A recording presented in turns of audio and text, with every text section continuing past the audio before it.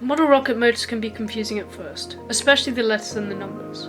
In this video, I'll explain how model rocket motors work and what the letters and numbers actually mean, so that you can choose the right one for your model.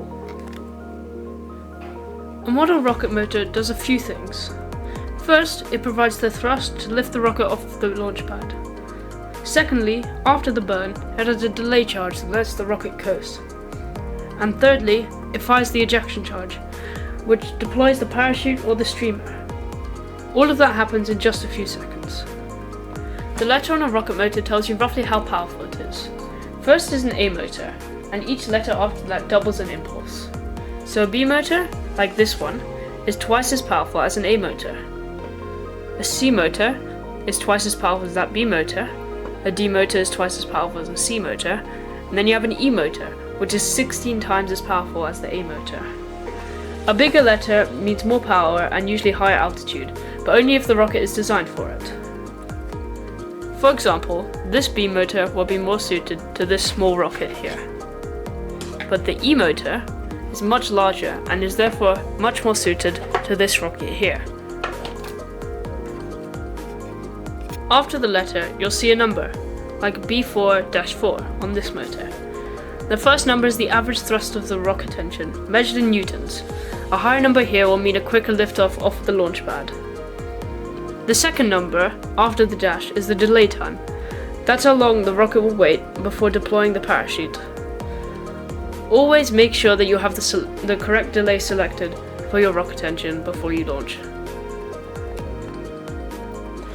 A motors are great for very small rockets or first launches.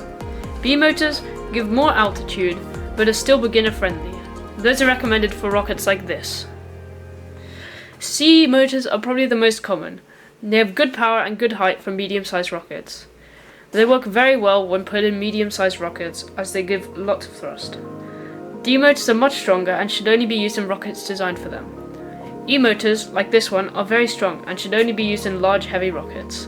They also require an additional 5 meters, making 10 meters of distance between you and the launch pad. Powerful of a motor for a light rocket. This can cause unstable flights or even damage the rocket.